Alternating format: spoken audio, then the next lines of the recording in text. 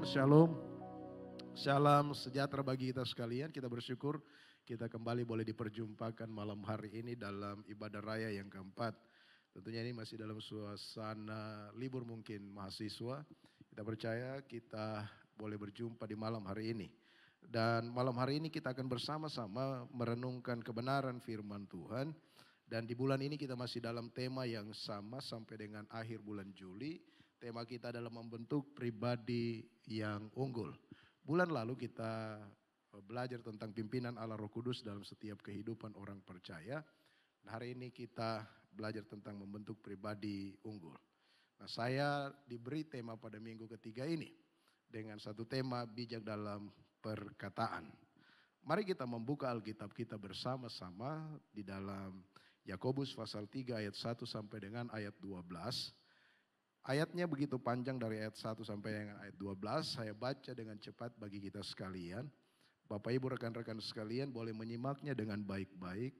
Oleh lembaga Alkitab Yakobus pasal 3 ini diberi perikop dosa karena lidah. Saya baca ayat demi ayat. Mari kita bersama-sama menyimaknya dengan penuh perhatian penuh pada bagian firman Tuhan yang akan kita renungkan. Yakobus pasal 3 ayat 1 sampai 12, dosa karena lidah. Saudara-saudaraku, janganlah banyak orang di antara kamu mau menjadi guru. Sebab kita tahu bahwa sebagai guru kita akan dihakimi menurut ukuran yang lebih berat. Sebab kita semua bersalah dalam banyak hal.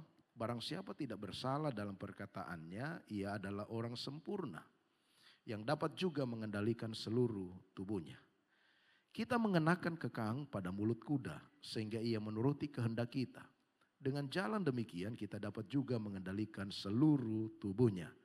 Dan lihat saja kapal-kapal, walaupun amat besar dan digerakkan oleh angin keras, namun dapat dikendalikan oleh kemudi yang amat kecil menurut kehendak jurumudi. Demikian juga lidah. Walaupun suatu anggota kecil dari tubuh, namun dapat memegahkan perkara-perkara yang besar. Lihatlah betapapun kecilnya api, ia dapat membakar hutan yang besar. Lidah pun adalah api. Ia merupakan suatu dunia kejahatan dan mengambil tempat di antara anggota-anggota tubuh kita sebagai suatu yang dapat menodai seluruh tubuh dan menyalakan roda kehidupan kita. Sedang ia sendiri dinyalakan oleh api neraka.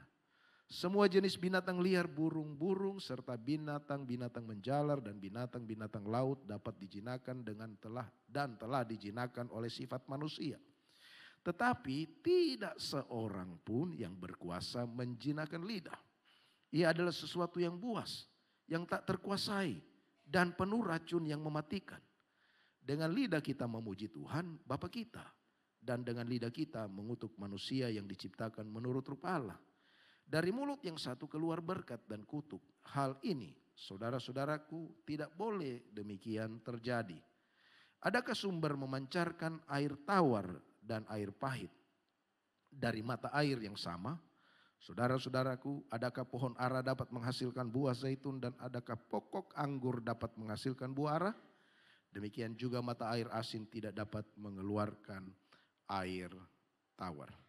Demikian jauh pembacaan firman Tuhan. Berbahagia orang yang membaca firman Tuhan, menyimpan dalam hatinya, merenungkannya siang dan malam, lalu mempraktekannya dalam hidup hari-hari. Saudara-saudaraku yang kekasih di dalam Tuhan Yesus Kristus. Hidup dan mati saya dan saudara itu dikuasai lidah. Alkitab di dalam Yakobus pasal yang ke-18 ayat 21 berkata, hidup dan mati dikuasai lidah, siapa suka menggemakannya akan memakan buahnya. Saudara-saudara, itu artinya bahwa perkataan menentukan seluruh arah hidup saya dan saudara. Perkataan kita yang keluar dari mulut kita, perkataan kita yang sering kita ucapkan itu menentukan seluruh arah hidup saya dan saudara. Perkataan akan menjadi hal yang sangat penting, hal yang esensi dalam kehidupan kita. Kenapa saudara? Karena setiap hari kita menggunakan lidah kita, setiap hari kita menggunakan bibir kita, setiap hari kita menggunakan mulut kita untuk berkata-kata. Setiap hari kita berkata-kata saudara. Tidak ada orang yang bisu sepanjang hari, bisu seterusnya. Tidak ada saudara. Kalau orang itu normal. Tapi sepanjang hari kita menggunakan lidah kita, bibir kita untuk berkata-kata. Nah, perkataan kita itu sangat berpotensi. Berpotensi besar untuk menghasilkan hal yang negatif dan juga berpotensi besar menghasilkan hal yang positif bergantung bagaimana kita memakainya. Jadi apa kata-kata kita yang keluar dari mulut kita itu bisa menghasilkan hal negatif. Tapi juga bisa menghasilkan hal yang positif tergantung bagaimana saya dan saudara memakainya dalam kehidupan kita sehari-hari. Saudara-saudaraku yang kekasih, mungkin bisa ditampilkan foto ini saudara. Saya kira kita semua pasti tahu orang yang sekolah saudara. Nama orang ini adalah Mao Zedong, Mao Zedong. Dia adalah pendiri dari Republik Rakyat Tiongkok atau RRC, Republik Rakyat Cina. Sekaligus juga dia adalah pendiri dan ketua partai dari Partai Komunis Tiongkok. Saudara-saudaraku yang kekasih, dulu dia waktu kecil dia setia ke gereja saudara. Dia adalah anak sekolah minggu, saudara-saudaraku yang kekasih. Tapi karena suatu kali saudara, guru sekolah minggunya mungkin karena kurang penguasaan diri, lepas kendali, lepas kontrol. Guru sekolah minggunya itu mengatakan kepada dia perkataan yang rasial. Kamu ini anjing kuning. Saudara kan orang-orang China, Tiongkok, itu Asia Timur itu disebut dengan ras kuning. Saudara. Dia, kamu ini anjing kuning. Lalu apa yang terjadi? Mao Zedong sejak itu meninggalkan gereja dan menjadi benci kepada orang Kristen. Lalu dia mendirikan Partai Komunis. Dan Partai Komunis ini diikuti begitu banyak orang, jutaan orang. Dan dia sangat anti Kristen. Saudara-saudara, bahkan di Indonesia pernah ada Partai Komunis yang juga memberikan luka bagi bangsa dan negara kita. Saudara-saudaraku yang kekasih di dalam Tuhan Yesus, perkataan kita itu bukan hanya lepas begitu saja, saudara. Tetapi perkataan yang lepas itu punya kuasa. Kuasa menghancurkan dan kuasa untuk membangun. Saudara, dalam budaya Yahudi, saudara, kata-kata itu juga dianggap sebagai suatu realitas. Ketika kata-kata itu sudah dilepas, ketika kata-kata itu pasti disampaikan, diluncurkan, maka kata-kata itu pasti berdampak. Itu dalam budaya Yahudi, saudara. Tidak cuma sekedar mereka pahami itu hanya kata-kata, tetapi orang Yahudi punya konsep bahwa kata-kata itu ada kuasa dalam kata-kata itu, saudara. Itu sebabnya dalam Alkitab kita menemukan dunia itu diciptakan dengan apa, saudara? Dengan kata-kata. Hanya dengan kata-kata. Begitu kata-kata Tuhan keluar, begitu kata-kata Tuhan dilepaskan, saudara, maka itu terjadi. Apa yang keluar itu, saudaraku yang kekasih, itu menjadi realitas, itu menjadi wujud nyata, dan itu menjadi kenyataan. Saudara-saudara, ketika Tuhan berkata begini, jadilah terang. Maka kita baca dalam Alkitab, maka terang itu jadi. Ketika Tuhan berkata, jadilah cakrawala, maka cakrawala itu jadi. Ketika Tuhan berkata, jadilah binatang-binatang di laut, binatang-binatang di udara, jadilah binatang-binatang. Saudara-saudaraku yang kekasih di dalam Tuhan, semua jadi dengan apa, saudara? Dengan berkata-kata saja. Kenapa, saudara? Karena dalam kata-kata Tuhan itu ada kuasa dalam firman Tuhan. Ada kuasa dalam kata-kata itu. Saudara-saudaraku yang kekasih, demikian pula di dalam kata-kata saya dan saudara, di dalam kata-kata kita. Itu sebabnya sebagai orang yang percaya, sebagai orang Kristen, kita harus menyadari bahwa di dalam kata-kata kita ada kuasa. Tetapi ironis sekali, banyak orang Kristen tidak menyadari ini. Kita seringkali juga adalah bagian orang yang tidak menyadari bahwa kata-kata itu berkuasa. Tuhan menghendaki sebetulnya saya dan saudara, menghendaki kita sebagai orang yang percaya, menghendaki saya dan saudara yang sudah setia beribadah kepada Tuhan, supaya saya dan saudara itu paham, mengerti bahwa di dalam kata-kata itu ada kuasanya. Saudara, kita kan kalau kita beli sepatu, kita beli baju, kita beli apa saja, kita beli handphone, kita kan hati-hati untuk membeli itu. Tetapi saudaraku yang kekasih, begitu kita memilih kata-kata, seringkali mengeluarkan kata-kata, kita sembrono mengeluarkannya. Saudara-saudara, kita lepaskan dulu kata-kata itu, baru kita pikir. Saudara-saudara, dan ketika kita tahu dampaknya, baru kita menyesal. Saudara-saudaraku yang kasih, itu sebabnya Tuhan meminta saya dan saudara, Tuhan meminta kita sebagai orang percaya, supaya kita bijak menggunakan kata-kata kita. Kita bijak di dalam memilih kata-kata kita. Kita harus menggunakan kata-kata itu dengan bijak, agar kata-kata saya dan saudara sebagai orang percaya, agar kata-kata kita itu mendatangkan penghiburan, agar kata-kata itu dapat mendatangkan kekuatan bagi orang yang mendengarkannya, agar kata-kata kita itu bisa mendatangkan sukacita bagi orang yang mendengarkannya. Saudara-saudara, sekali lagi inti berita dari pembacaan kita di dalam Yakobus pasal yang pertama sampai dengan ayat yang ke-12 ini, bahwa Tuhan menghendaki saya dan saudara sebagai orang percaya untuk dapat berkata-kata dengan bijak, dengan cara mengendalikan lidah kita sesuai dengan kebenaran firman Tuhan. Dalam teks yang kita baca, mengendalikan lidah itu adalah perkara yang sangat sulit. Mengendalikan lidah itu adalah sesuatu yang sangat-sangat sulit, saudara-saudara. Tapi Tuhan meminta saya dan saudara sebagai orang percaya untuk kita mampu bijak berkata-kata, mampu mengendalikan lidah kita. Sebab di dalam kata-kata itu ada kuasa. Nah, pertanyaannya untuk kita renungkan dan akan menjadi pelajaran bagi saya dan saudara malam hari ini adalah bagaimana saya dan saudara, bagaimana caranya kita bijak berkata-kata, atau bagaimana saya dan saudara bijak bisa mengendalikan lidah, bijak dalam berkata-kata. Ada dua bagian yang akan saya bagikan bagi kita sebagai perenungan kita malam hari ini. Supaya saya dan saudara, khususnya sebagian besar kita anak-anak muda, bisa bijak dalam berkata-kata dalam kehidupan saya dan saudara.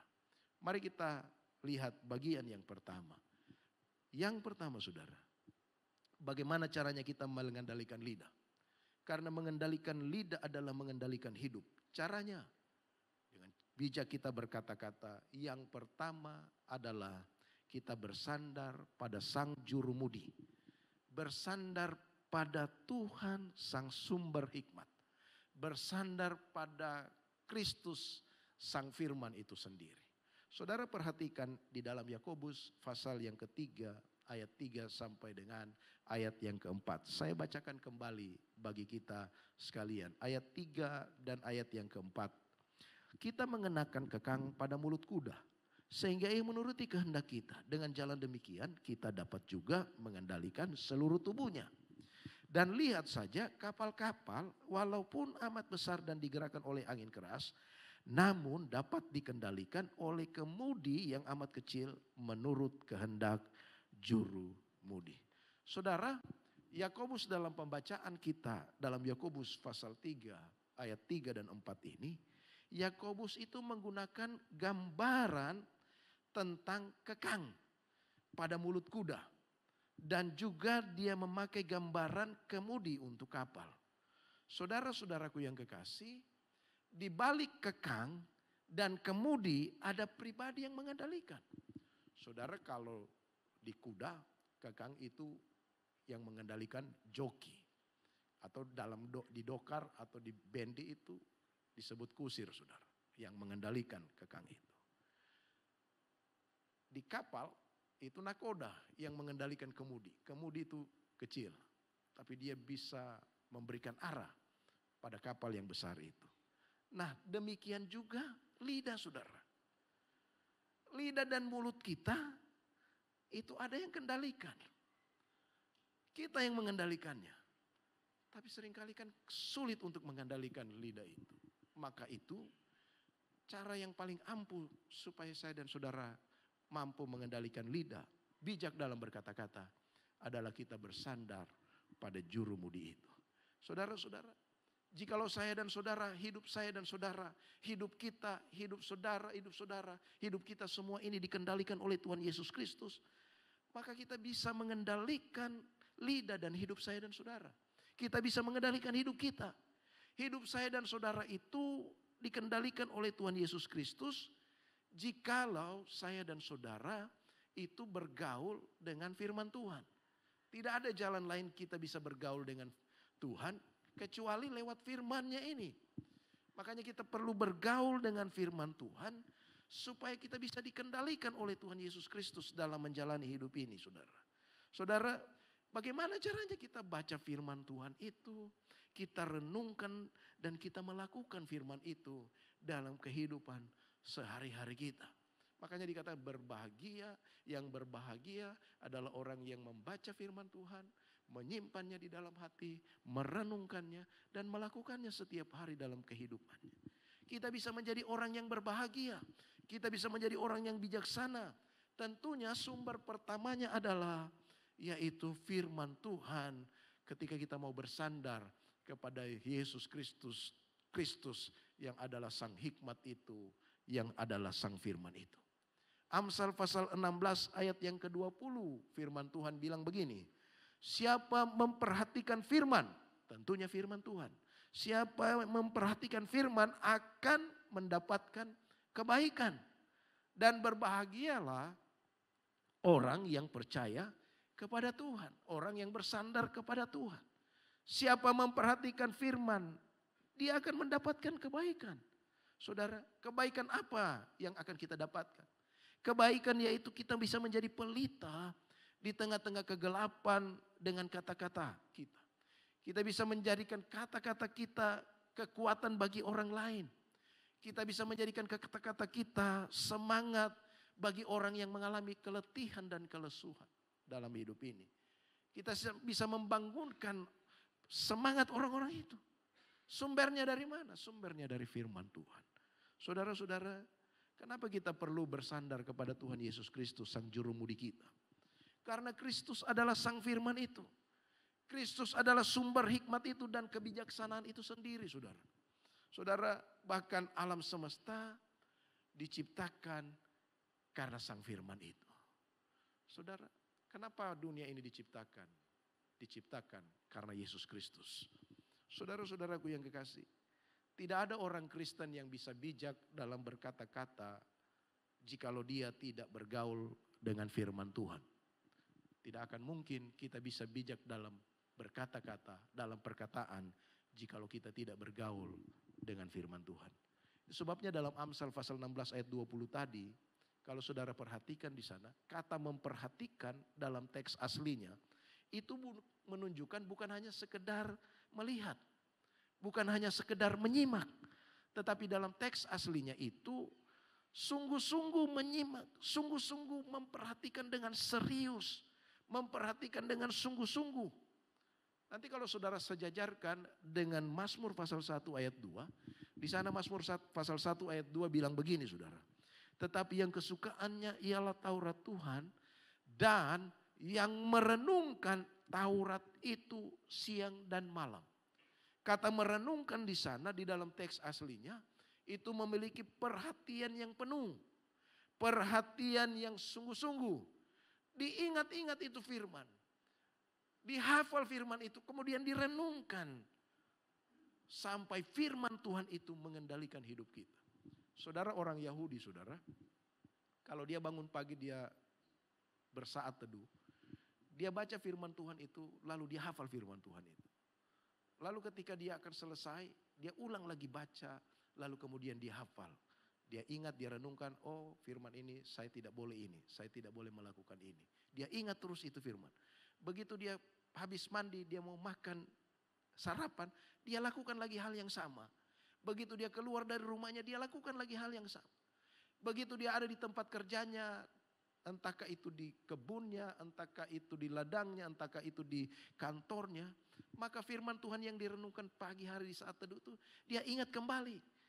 Lalu Firman Tuhan itu memberi warning kepada dia, perenungan bagi dia untuk melakukan sesuai dengan kehendak Tuhan. Dia ingat firman itu. Begitu dia pulang, dia lakukan hal yang sama. Begitu sore, malam, dia lakukan sebelum tidur, dia ingat lagi, dia hafal, dia renungkan lagi. Seperti nanti firman Tuhan itu hadir dan dia merasa kehadiran firman Tuhan itu begitu dekat, begitu melekat dengan dia. Saudara-saudaraku, itu arti merenungkan firman Tuhan. Saudara-saudara, maka bergaul dengan firman Tuhan.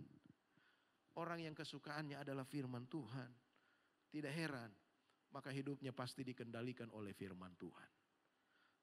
Menarik sekali kalau saudara baca di dalam kitab 1 Korintus pasal 1 ayat 24. Firman Tuhan di sana berkata begini. Tetapi untuk mereka yang dipanggil, baik orang Yahudi maupun orang bukan Yahudi, Kristus adalah kekuatan Allah dan, perhatikan kata ini, hikmat Allah. Jadi siapa yang mau dikendalikan dan berhikmat dalam dirinya dan bisa menjadi orang yang bijak dalam hal berkata-kata juga saudara, maka dia harus bersandar pada Tuhan Yesus Kristus, sang hikmat itu. Dia harus bersandar pada sang firman itu. Kita bijak berkata-kata jikalau saya dan saudara, kita semua ini akrab dan bersandar pada perkataan-perkataan Kristus.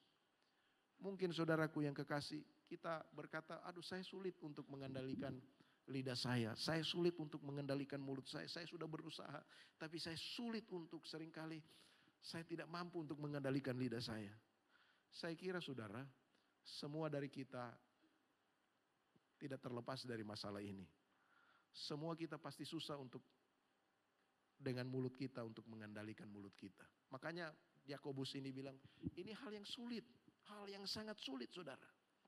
Untuk mengendalikan lidah. Saudara-saudaraku yang kekasih. Kalau tidak saudara. Maka Yakobus dalam dalam ayat yang kelima. Dia berkata begini. Lidah itu kecil. Tapi dampaknya luar biasa saudara. Seperti api yang bisa membakar hutan. Jadi semua orang tidak sempurna dalam mengendalikan lidahnya. Tetapi waktu kita mau datang kepada Tuhan Yesus Kristus, kita mau bersandar kepada Dia, jurumudi kita, sang hikmat itu, sang firman itu, bersandar padanya, lalu memperhatikan firman-Nya. Maka disitulah awal kita sebagai orang yang bodoh dengan lidah kita. Disitulah kita sebagai orang yang seringkali degil dengan mulut kita. Itu akan bisa menjadi bijaksana. Manakala kita bersandar kepada Dia, sang jurumudi itu. Bijak mengendalikan lidah, berarti mengendalikan hidup. Caranya apa saudara? Bersandar pada sang jurumudi, yaitu Tuhan Yesus Kristus, sang firman, sang hikmat sejati. Perhatikan firman itu, renungkanlah siang dan malam. Maka ketika firman itu memenuhi hati kita, memenuhi pikiran kita, maka yang keluar juga adalah firman, kata-kata yang berhikmat, kata-kata yang memberi kekuatan kepada orang, yang memberikan pemulihan kepada orang. Itu hal yang pertama. Bagaimana saya dan saudara bisa bijak berkata-kata, bagaimana saya dan saudara bisa mengendalikan lidah. Yang pertama adalah kita bersandar pada sang jurumudi kita, yaitu Yesus Kristus, sang hikmat sejati, sang firman yang kekal. Yang kedua saudara, bukan hanya kita bersandar kepada sang firman itu, sang hikmat yang sejati itu. Tetapi yang kedua, caranya kita mengendalikan lidah, kita mengendalikan hidup, yaitu dengan mengendalikan hati dan pikiran kita. Saudara-saudaraku yang kekasih, ayat yang ketiga, ayat yang ke-11 dan 12 dari pembacaan kita dari kitab Yakobus pasal 3 tadi. Di sana dikatakan demikian ayat yang ke-11 dan ayat yang ke-12. Adakah sumber memancarkan air tawar dan air pahit dari mata air yang sama? Saudara-saudaraku, adakah pohon ara dapat menghasilkan buah zaitun dan adakah pokok anggur dapat menghasilkan buah ara? Demikian juga mata air asin tidak dapat mengeluarkan air tawar. Saudara-saudara, apa yang mau disampaikan Yakobus dalam pernyataan-pernyataan di ayat 11 dan ayat 12 ini. Saudara-saudara, Paulus ingin menyatakan bahwa satu mata air pasti akan menghasilkan satu jenis air yang keluar daripadanya. Apakah air itu asin, pahit atau tawar. Demikian juga sebuah pohon akan menghasilkan buah yang sesuai dengan jenis pohon tersebut. Mata air di sini kita bisa ilustrasikan sebagai hati. Bila hati kita baik, bila pikiran kita baik, maka perkataan yang keluar dari kita pasti perkataan yang baik. Hati yang tidak benar di hadapan Tuhan pasti akan menghasilkan perkataan yang tidak berasal dari Tuhan. Di dalam Matius pasal 15 ayat 18, Tuhan Yesus berkata demikian, saudara. Tetapi apa yang keluar dari mulut berasal dari hati. Dan itulah yang menajiskan orang. Jadi apa yang keluar dari mulut kita itu berasal dari hati saya dan saudara. Hati kita. Jadi tindakan perkataan seseorang mencerminkan isi hatinya, apa yang dia pikirkan, apa yang dia rasakan, dia inginkan. Itu pasti termanifestasi dalam tindakan dan perkataannya. Jadi betapa pentingnya kita mengelola hati kita dengan baik. Mengelola pikiran kita dengan baik. Perkataan kotor, perkataan kasar, kita mungkin seringkali bohong, fitnah dan sebagainya. Semua itu berasal dari hati yang kotor. Semua itu berasal dari hati yang penuh amarah. Saudara, kalau kita amarah, saudara, bisa banyak hal yang kita keluarkan dengan kata-kata kita yang tidak baik, saudara. Iri hati juga. Kebencian, keinginan jahat. Saudara-saudara, tetapi sebaliknya, kalau perkataan yang baik itu kita jujur, kita lembut, penuh kasih, dan membangun, itu pasti berasal dari hati yang bersih dan penuh kasih. Sekali lagi, apa yang ada di dalam hati kita menentukan apa yang keluar dari mulut kita. Saudara, makanya firman Tuhan bilang begini, jagalah hatimu dengan segala kewaspadaan, karena dari situlah terpancar kehidupan. Minggu lalu firman Tuhan ini, ayat ini juga saya singgung bulan lalu dalam khotbah pagi 1-2 tentang bagaimana mengatur keuangan keluarga secara bijak. Dan salah satunya kita menjaga hati kita. Menjaga hati dengan mengelola hati kita, karena hati kita terdiri perasaan, keinginan, kehendak. Saudara-saudara, itu yang perlu kita jaga. Makanya firman Tuhan, jagalah hatimu dengan segala kewaspadaan. Segala kewaspadaan, kita harus hati-hati, jaga betul-betul dengan segala kewaspadaan. Kenapa? Karena akan ada banyak di luar sana, di dunia ini yang akan menyerang kita, mengupayakan kita supaya kita terikut seperti dunia ini, saudara. Saudara, firman Tuhan bilang, jagalah hatimu dengan segala kewaspadaan, karena dari situlah terpancar kehidupan. Mengapa hidup itu akan berarti ketika saya dan saudara bisa menjaga hati? Menjaga hati itu juga adalah menjaga perkataan kita. Amsal 16 ayat 21 bilang begini. Orang yang bijak hati disebut berpengertian, dan berbicara manis lebih dapat meyakinkan. Lompat ayat 23 dari Amsal 16. Hati orang bijak menjadikan mulutnya berakal budi, dan menjadikan bibirnya lebih dapat meyakinkan. Ini menunjukkan apa, saudara? Bahwa orang bijak hati dapat disebut orang yang mengendalikan hatinya. Mengendalikan hati dan menjadi bijak jikalau hati saya dan saudara itu diisi dan dipenuhi oleh firman Tuhan. Mengapa banyak orang hoax,